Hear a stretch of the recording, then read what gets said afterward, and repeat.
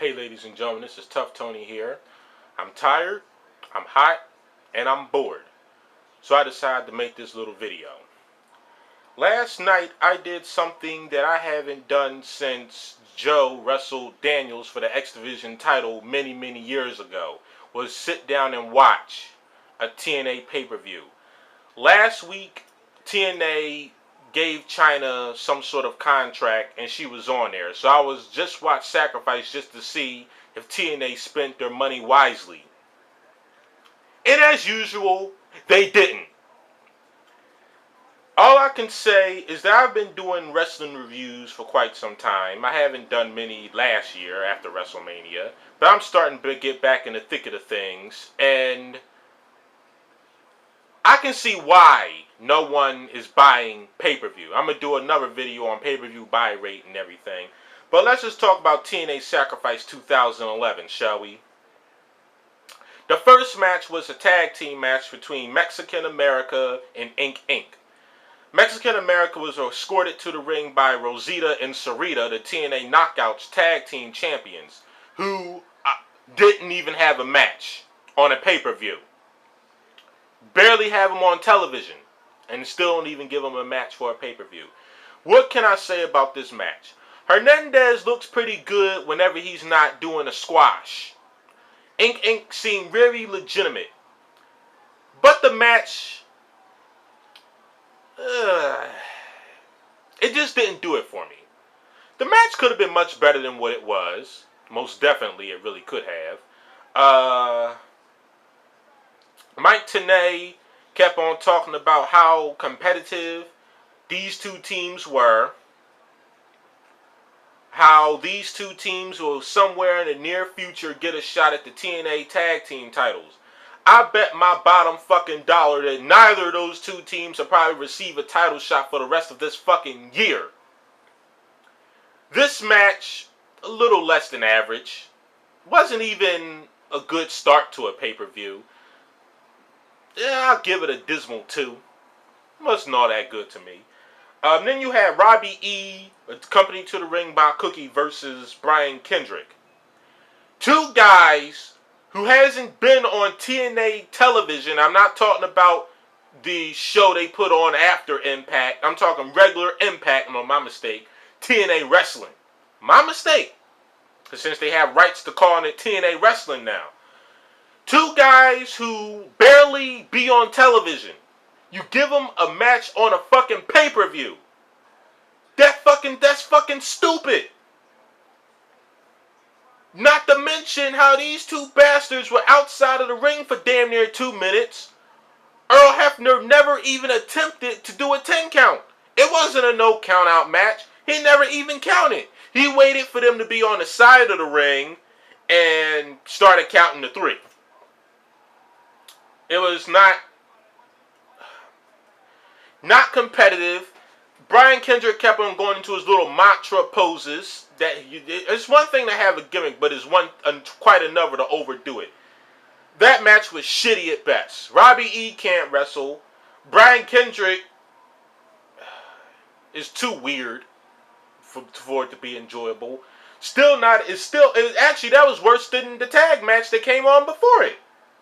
This match I would give probably maybe the same, maybe a 2. Wasn't even all that good. You have the Knockouts Championship, Mickie James, a championship held by another WWE talent, versus Madison Rayne for Tara's contract. Now, in regards to Madison Rayne, she is not as bad in the ring as the other beautiful people. Angelina Love is fucking terrible. Velvet Sky looks like she should be selling underwear under a bridge somewhere. And for Lacey Von Erich, a woman who comes from the illustrious wrestling family, should have really be a good wrestler. It's like WWE and Natalya. They don't even let her wrestle, and she's a fucking heart. By marriage.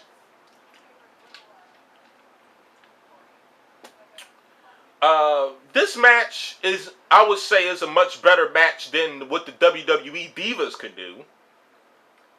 So far, I will have to say that wasn't quite the best match so far. Tara comes in the ring after I've seen so many low blows to women. I never understood why women do low blows and distract the referee like the ref's going to disqualify them.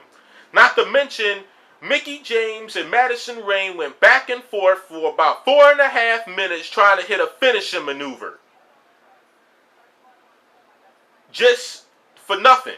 Just for Tara to come into the ring, hit Madison Rayne, and then Mickie James picked up the victory. Robbie E. and Brian Kendrick, I'm going back to that one. That match ended with, you know how John Morrison does that running kick to the face? That's how that match ended. And if one thing I must say, that TNA's finishing match, the way they finish their matches is just fucking piss poor. I give this match a fucking 2. Fucking X Division Championship match. Oh my God. This was the only saving grace on the card for me, people. Max Buck against Kazarian for the X Division Championship. Oh yeah, and by the way, from this point on, Chrissy Hemme was the ring announcer. One thing about Chrissy Hemme, she's not a good commentator, she's not a good ring announcer, she's not a good backstage presence. I don't know why the fuck they keep on giving her these positions. I guess because she was one of the many women that were sexually harassed that are suing TNA. And I'll get on that in another rant later. This match was awesome. This reminds me of how the X Division used to be. Sure, the X Division still has much to be desired from his past glory. But Kaz is very capable. It's such a shame that when he first left TNA, he was in the thicket of the world title. Then he comes back, they just give him X Division titles. But one thing about the Young Bucks, or Generation Me, whatever they call them, in Motor City Machine Guns, in such a way how how TNA has phased out those two teams. But this match was awesome. This match I would definitely give a 4. If you didn't see this pay-per-view for anything else, this was the match that did it for me. This match was cool. One fucking drawback. The fucking finish. A Shining Wizard. I don't even think Kazarian uses that as a finishing move. And if he does, and I apologize. But yet and still, a pretty decent match. Shitty fucking ending. That's TNA in a nutshell. Next up, we had Abyss versus Crimson. We have the fake Mankind Kane, who now seems like a fake Undertaker because he's going up against all these 7-foot tall and that guys that can't fucking wrestle, just like Undertaker did for the WWE in the past, against a guy called Crimson who looks like a poor man's Heidenreich. This match, well, first off, I like to talk about Abyss. Did someone knock his teeth out because was his bottom jawline always like that? Like I said, I haven't really only seen TNA through spoilers because I can't watch it all the way through. And watching this was very, very hard. Trust me, it really was. Fuck. What the fuck can I say? I mean, it was a better match than the rest of the matches they came on. Didn't quite beat the X Division match, but it was a lot of heavy hitting. Crimson and Abyss. Crimson is a good talent. I hope that they marketed him much better in the past. But like most guys in TNA, I don't think he's going to last very long. Crimson beat Abyss with the same power bomb that D'Lo Brown or Prince Albert does. You know, they did pretty good for a bunch of 300-pound guys. But this match was average. It was average at best. I'd give it a 3. I've seen two guys go at it with really little to no high-impact moves. At least this was a match that actually ended on a finishing maneuver. Next up, we have the second best match on the card, the TNA Tag Team titles, Matt Hardy and the returning James Storm versus Beer Money. Not James Storm, Wildcat Chris Harris. My mistake. The former AMW with James Storm. Keep in mind, Harris is the only person TNA has ever fired due to substance abuse charges. Matt Hardy had a lot of ring work in this. He had a long time of ring work in this match. Basically, they knew that Harris has not been in the ring for quite some time, so they put it all on Matt Hardy. What can I say? Matt Hardy was shit. Just like he always is.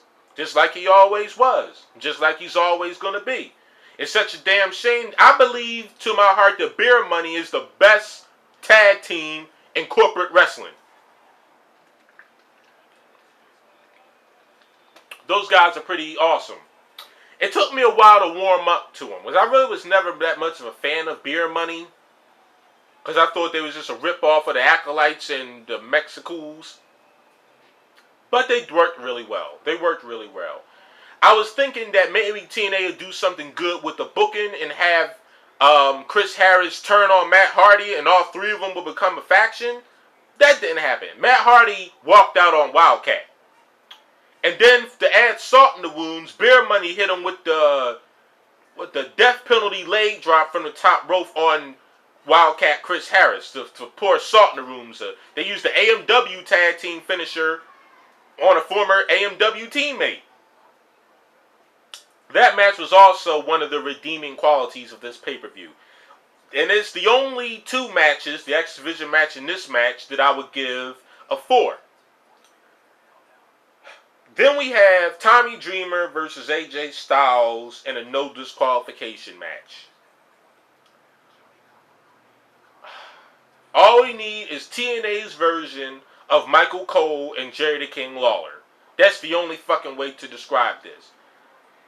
I swear, that they only pulled out one table during this match. It must have been the most resilient table of all time. Because that table didn't break until the last little bit of the match. I have a lot of shit written down that I wanted to speak on this match. During the match, people was chanting awesome. It really wasn't awesome. It was fucking awful, if you ask me. And the only awesome thing about this match is that it was going to be over soon. And the only awesome thing about this pay-per-view is that it was only 45 minutes from being finished. AJ Styles, being the classic botches that he is, fucked up a lot on his moves. Didn't really do much high-flying stuff. Tommy Dreamer was really much on the offense. Tommy Dreamer, Bully Ray comes down, hits AJ Styles in the back with a chain that is that wasn't even visible. It looked like a little fucking chain you wear around your neck, not like a John Cena chain. Christopher Daniels comes up and chases Bully Ray out the ring. Well, at least they trying to do what WWE couldn't do, is make the Dudleys a draw without one another. Maybe TNA can do it better, but I don't see any results. Tommy Dreamer hits AJ with a power driver through a table. And let me say that is probably the 15th match that Tommy Dreamer's won in 15 years. AJ hasn't wrestled for a while, and he's going up against a guy who never I thought was a good wrestler, who is always a shitty worker. Maybe in ECW he was half decent, but hey, that was fucking damn near more than 10 years ago. Get over it. That match was an average 3. Next up, the match that they had that was supposed to be their draw. The Jarretts versus Angle and China.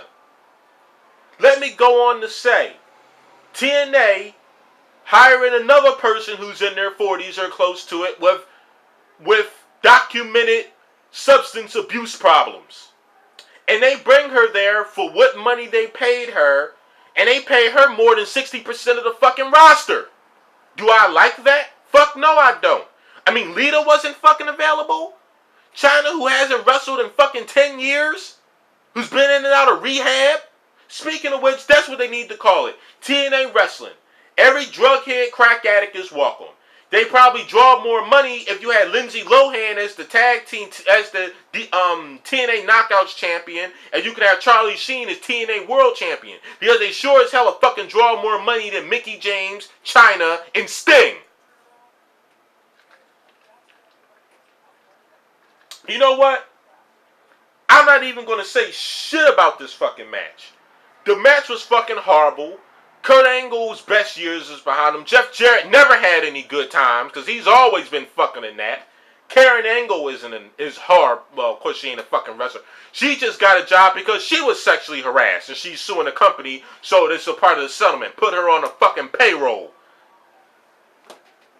China ended up hitting Karen with the worst pedigree I have ever seen since she hit Hardcore Holly with it at Royal Rumble 2000. No, not Royal Rumble 2000. Royal Rumble 99.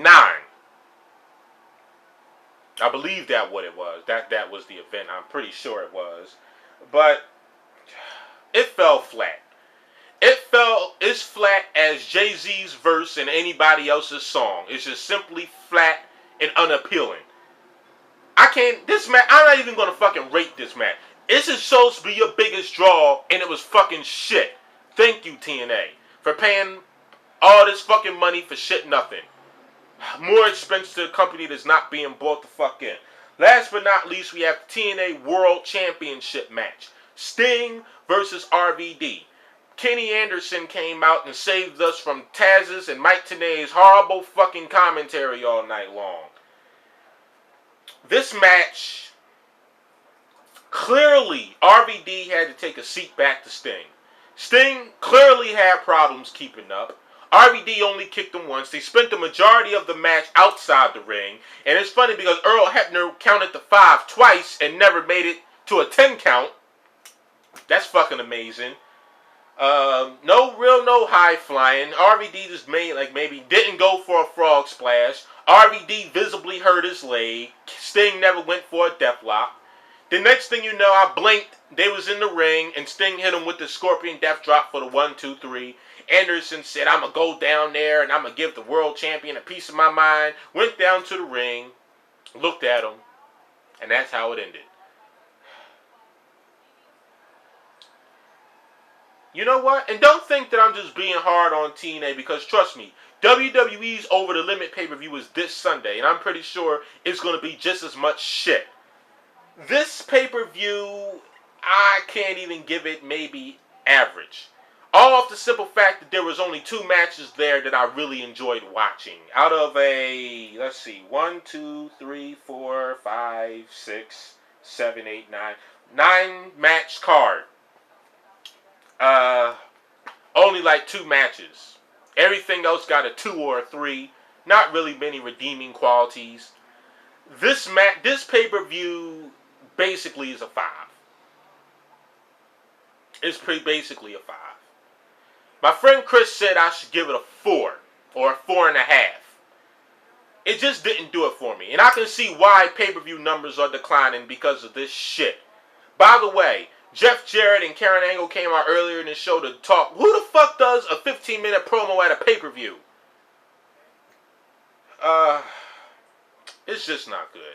I'm hoping that Over the Limit I can at least... I've been giving WWE 7s because there's not that bad, but there's still... WWE puts on a shitty product too, but it's still a little bit more enjoyable than TNA's product. I don't think I'm bash both of them because I really hate them both equally. So I'm gonna do a lot more rant videos because my friends suggested I'll do a lot more rants, so that's what I'm gonna do. So in the upcoming days and weeks, you're just gonna see me post random videos about the state of wrestling or lack thereof. And that's about it. This is Tough Tony signing off. I hope you enjoy.